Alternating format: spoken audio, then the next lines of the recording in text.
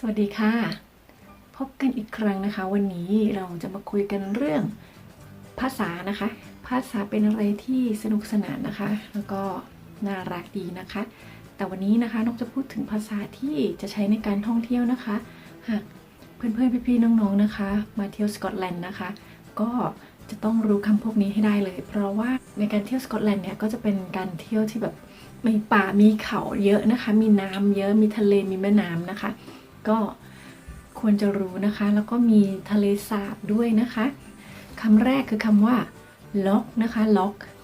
lock lock คนที่นี่ก็อาจจะพูดว่า lock แบบนี้นะคะแต่พวกเรา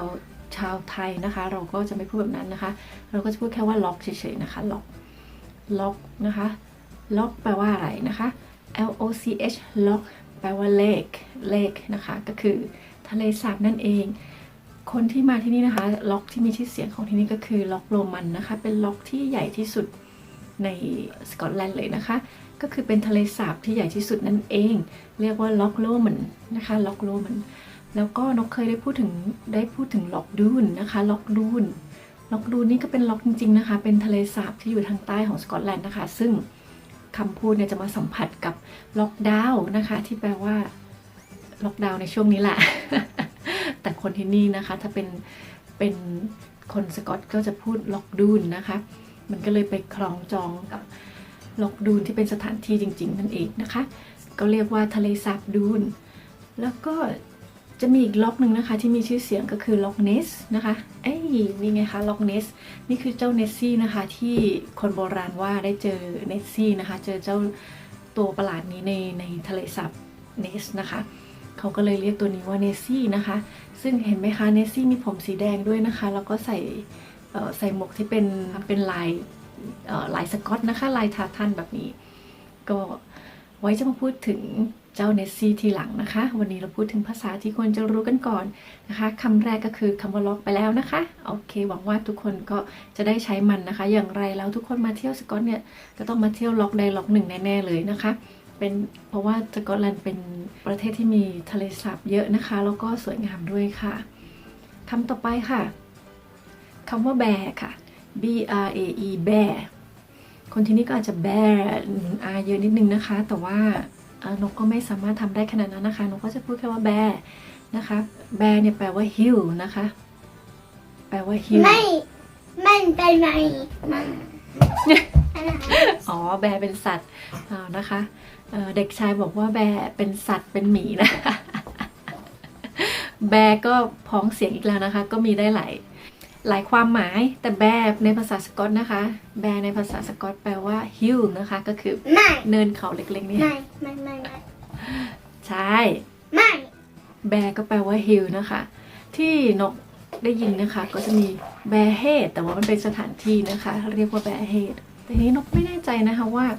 มีสถานที่เที่ยวที่ไหนที่เรียกว่า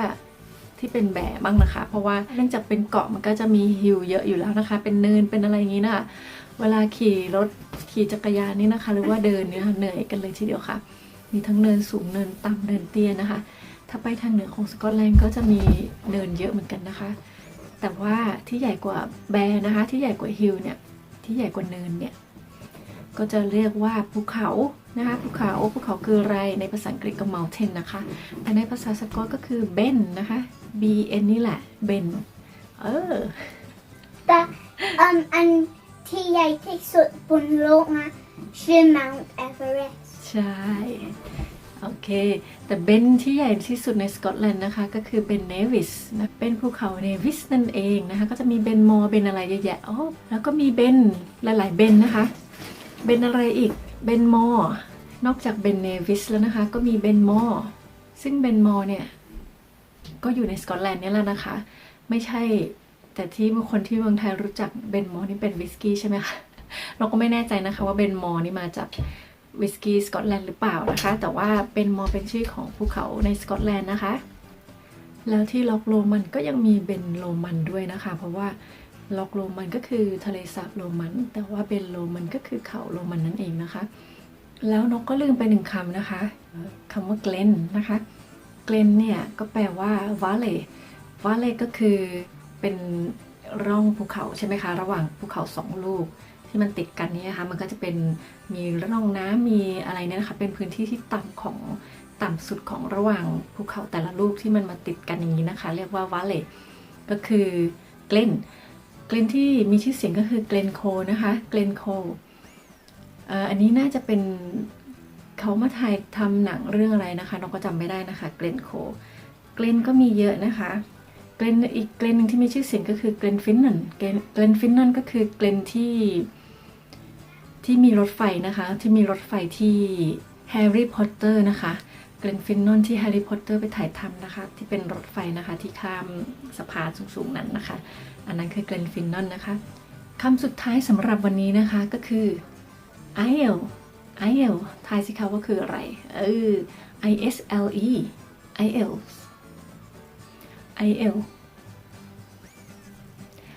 ก็คือ Island นะคะก็คือ